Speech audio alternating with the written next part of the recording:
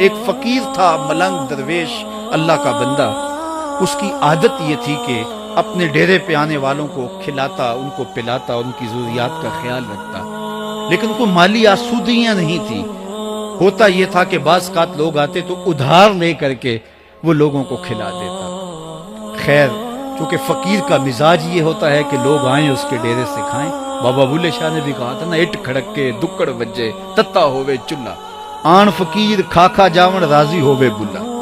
یہ فقیروں کا مزاج ہے. تو جو بھی آتا اس کے ڈیرے سے کھاتا، اور وہ ادھار اٹھا اٹھا کے لوگوں کی ضروریات کو پورا کرتے رہتے. وقت آخر آ گیا، جن لوگوں نے ادھار دیا تھا وہ سارے تقاضا کرنے آ گئے. اب بابا جی کو کیا فکر لاحق ہے کہ یہ میرے مہمان ہیں اور میں ان کو کچھ پیش کرنے کی صلاحیت نہیں رکھتا. ایک بچہ تھا، وہ کچھ سامان بیچ رہا تھا، پتیسا بیچ رہا تھا یا کوئی اور چیز بیچ رہا تھا. اس نے گلی سے گزرتے ہوئے آواز لگائی، خادم کو کہے سے بلا کے لاؤ. کہا تم بیچ رہے ہو تو میرے مہمانوں کو کھلا دو. بچہ بڑا خوش ہوا کہ میں سارا دن گلیوں میں گھوم کے یہ پتیسا بیچنا تھا، اب یہ ایک جگہ ہی سارا فروخت ہو گیا تو یہ تو موج لگ گئی، میں جلدی گھر چلا جاؤں گا، میری ماں خوش ہوگی. تو سارا ان مہمانوں کو کھلا دیا گیا. اور اس کے بعد کہا بابا جی پیسے؟ کہا تم بیٹھ جاؤ، جب ان کو ملیں گے تو تجھے بھی مل جائیں گے. وہ بیٹھ گیا، 2 4 10 منٹ بیٹھا تو بچہ تھا، پھر کھڑا ہو گیا، بابا جی پیسے؟ کہا جب ان کو ملیں گے تو تجھے بھی مل جائیں گے. پھر آدھا گھنٹہ گزرا تو پھر اس نے کہا بابا جی پیسے؟ میری ماں میرا انتظار کر رہی ہے، ہمارے گھر کا چولہا اسی سے جلتا ہے، میں یہ پیسے لے کر جاؤں گا اور میری ماں کوئی ہنڈیا خریدے گی اور ہم شام کا گھر کا کوئی سلسلہ کریں گے. کہا بیٹا جب ان کو ملے گا تو تجھے بھی مل جائے گا. بچے نے رونا شروع کر دیا. یتیم بچہ تھا، اس کا سارا آسرا یہی تھا. اس نے رونا شروع کر دیا. جب بچہ رویا اللہ کی رحمت کو جوش آیا.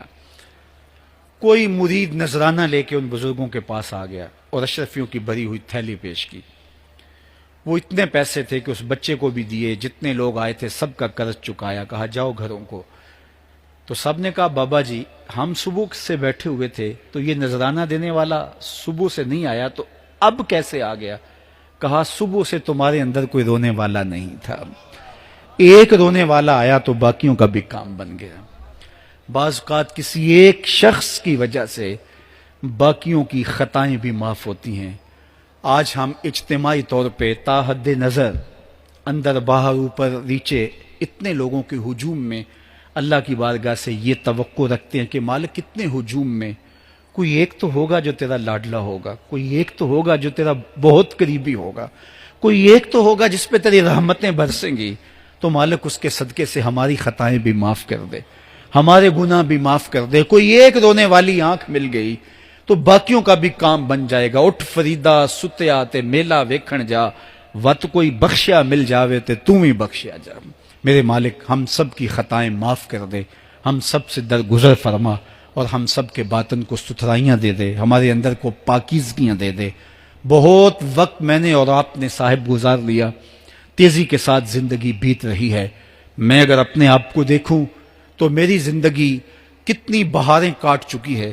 اگر آپ اپنے آپ کو دیکھیں، کوئی 60 سال، کوئی 20 سال، کوئی 25 سال، زندگی تیزی کے ساتھ گزر رہی ہے. بندہ جب سوچتا ہے کہ میں 40 سال کا ہو گیا ہوں تو آگے میری زندگی کے اگر 30 سال بھی ہیں تو 30 سال تو کافی ہیں، لیکن وہ پیچھے اگر پلٹ کے دیکھے تو 40 سال یوں گزر گئے جس طرح چٹکی بجائی جاتی ہے.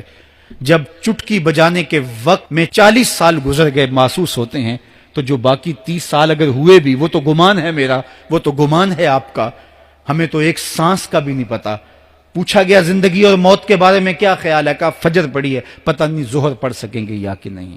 کہا اتنی لمبی امیدیں لگائے بیٹھے ہو. کہا ظہر پڑی ہے، پتہ نہیں عصر پڑھنے کا موقع نصیب ہوتا ہے کہ نہیں. کہا یہ بھی طول عمل ہے. ایک بولا عصر پڑی ہے، پتہ نہیں مغرب پڑھ سکیں گے یا کہ نہیں. کسی نے کہا ایک رکعت پڑی ہے، پتہ نہیں دوسری رکعت بھی پڑھنا نصیب ہوتی ہے یا نہیں. کہا یہ سب تمہارے منہوں کی باتیں ہیں.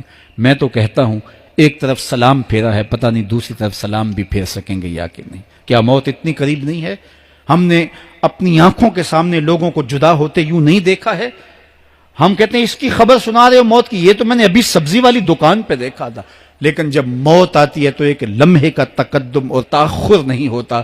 تو صاحب آئیے اپنی زندگی کو اللہ اور اس کے رسول کی راہوں پہ ڈالیں. آج وقت ہے، آج موقع ہے، آج توبہ کا دروازہ کھلا ہے. کل سب کچھ نہیں ہوگا. آج اس کی رحمتیں آواز دے رہی ہیں. آج وقت